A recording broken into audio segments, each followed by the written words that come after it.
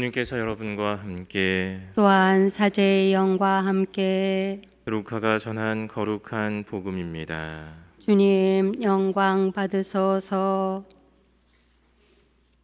그때 군중 가운데에서 어떤 사람이 예수님께 스승님, 제 형더러 저에게 유산을 나누어 주라고 일러 주십시오 하고 말하였다. 그러자 예수님께서 그에게 말씀하셨다. 사람아, 누가 나를 너희의 재판관이나 중재인으로 세웠단 말이냐? 그리고 사람들에게 이르셨다. 너희는 주의하여라. 모든 탐욕을 경계하여라. 아무리 부유하더라도 사람의 생명은 그의 재산에 달려 있지 않다. 예수님께서 그들에게 비유를 들어 말씀하셨다. 어떤 부유한 사람이 땅에서 많은 소출을 거두었다. 그래서 그는 속으로 내가 수확한 것을 모아둘 데가 없으니 어떻게 하나 하고 생각하였다. 그러다가 말하였다. 이렇게 해야지. 곡간들을 헐어내고 더 큰 것들을 지어 거기에다 내 모든 곡식과 재물을 모아두어야겠다. 그리고 나 자신에게 말해야지. 자, 내가 여러 해 동안 쓸 많은 재산을 쌓아두었으니 쉬면서 먹고 마시며 즐겨라. 그러나 하느님께서 그에게 말씀하셨다. 어리석은 자야, 오늘 밤에 내 목숨을 되찾아 갈 것이다. 그러면 내가 마련해 둔 것은 누구 차지가 되겠느냐? 자신을 위해서는 재화를 모으면서 하느님 앞에서는 부유하지 못한 사람이 바로 이러하다.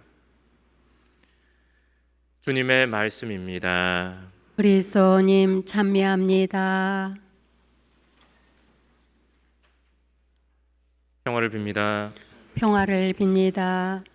주일 아침 같이 오셔서 미사 봉헌해 주셔서 감사드립니다. 예전에 파울로 코엘료라는 사람이 쓴 연금술사라는 책이 있었습니다. 그 책 세계적으로 많이 팔렸기 때문에 아마 읽어보신 분들도 계시리라고 생각을 했는데, 연금술이라는 것은 흔한 광물, 우리가 볼 수 있는 흔한 광물을 금으로 바꾸는 그러한 어떤 마술이라고도 할 수 있겠죠. 그러한 기술인데 왜 저자가 책의 제목을 연금술사라고 지었는지 생각하게 됩니다. 책에 보면 사막의 낙타 몰이꾼이 주인공인 산티아고에게 이렇게 말하는 장면이 나와요. 내게 오직 현재만이 있고 현재만이 내 유일한 관심거리요. 만약 당신이 영원히 현재에 머무를 수 있다면 당신은 진정 행복한 사람일게요 라고 말을 하고, 그리고 또 늙은 점쟁이는 주인공에게 또 이런 이야기를 해줍니다.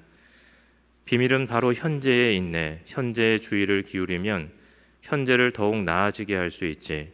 현재가 좋아지면 그 다음에 다가오는 날들도 마찬가지로 좋아지는 것이고, 미래를 잊고 율법이 가르치는 대로 신께서 당신의 자녀들을 돌보신다는 믿음을 가지고 살아야 하네.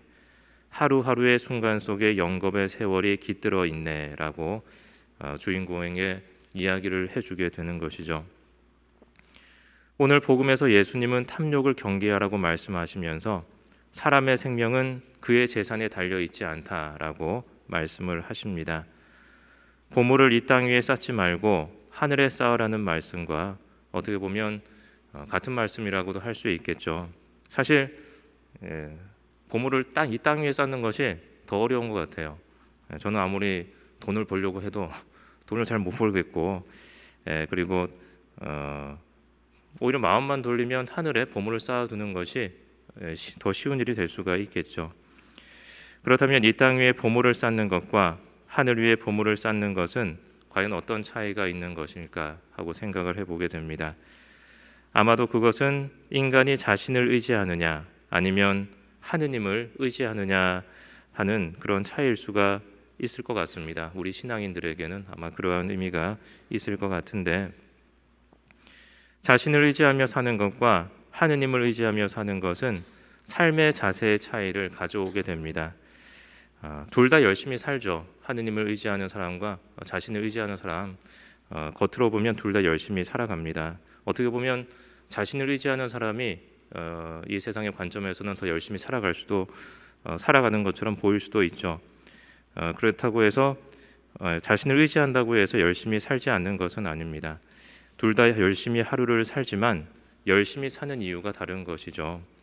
전자는 미래에 대한 불안감과 그리고 두려움으로 일을 하게 되고 자신이 누릴 수 있는 그러한 것들을 위해서 일을 하게 된다면 전자 일을 하게 되는데, 그렇게 되면 자연스럽게 마음속에 예수님이 경계하라는 그런 탐욕이 생길 수밖에 없습니다. 그는 자신의 집에 있는 냉장고를 채워 넣어야지만 안심이 되는 것이죠. 하느님을 의지하는 사람은 오늘 지금 이 순간에 충실하기 위해서 일합니다. 그는 하느님을 굳게 믿고 의지하기 때문에 지금 하느님이 주신 이 시간을 놓치려고 하지 않죠. 그리고 이 순간을 충실히 살아감으로써 행복을 맛보게 됩니다. 우리 신자 여러분들도 지금 성당에 나와서 자신을 봉헌하는 시간을 가진다는 것은 이렇게 바쁜 와중에도 잠시 멈추어 서서 현재를 살피는 것이겠죠. 또 어떤 사람은 우리가 지금 하는 것들이 모두 허무하기 때문에 지금 이 순간을 즐겨야 한다면서 이제 흥청망청되는 쾌락에 시간을 집중하는 사람도 아마 있을 것 같습니다. 하느님을 섬기지 않는 사람은 종국에는 아무것도 남지 않기에 순간을 즐긴다는 것이 이러한 쾌락이라는 의미로 받아들여질지도 모르겠습니다. 한때 술집 이름으로 카르페 디엠이라는 이름이 유행한 적이 한국에서는 있어요. 카르페 디엠은 라틴어로 오늘을 즐겨라라는 뜻이라고 합니다. 그런데 카르페라는 뜻에는 즐기다라는 뜻 이외에 잡다 그리고 사용하다라는 뜻이 더 있다고 합니다. 그러므로 오늘을 즐긴다라는 것에는 오늘을 붙잡는다라는 의미가 포함되어 있다는 것이죠.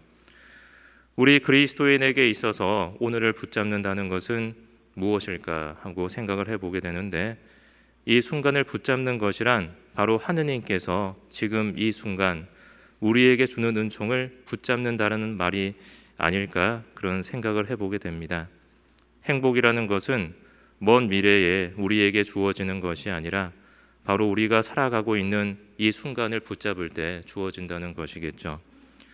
그런데 우리는 마치 하느님의 은총이 지금 이 순간이 아니라 미래에 주어지는 것처럼 기도하고 있지는 않은지 한번 생각해 보아야 할 것 같습니다. 지금 내 순간이 이렇게 고통스러운데 과연 지금이 은총의 순간이란 말인가 라고 생각해 볼 수가 있지만, 그 순간이 은총의 순간일 수도 있습니다. 인간은 지금 이 순간 하느님과 함께 머물 수 있을 때 행복을 느낄 수가 있습니다. 사람이 하느님께 의지하지 않으면 오늘 예수님께서 비유로 둔 부자의 예처럼 모든 노력이 험으로 돌아가고 맙니다.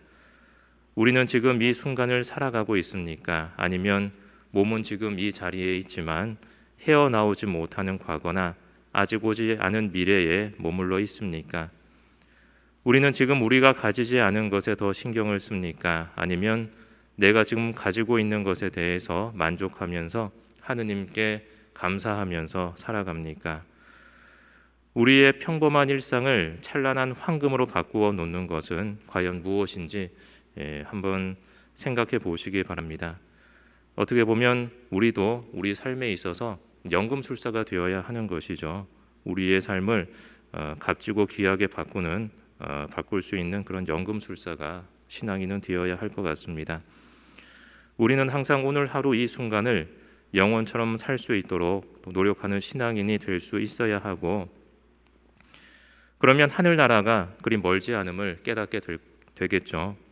그리고 그 힘은 바로 하느님을 굳게 의지하는 믿음에서 나옴을 잊지 마시기 바랍니다.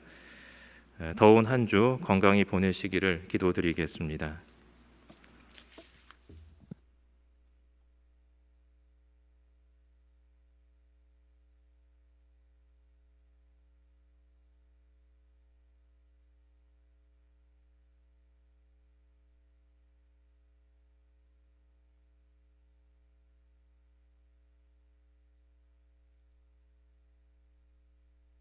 모두 자리에서 일어서십시오. 우리의 신앙을 고백하겠습니다. 전능하신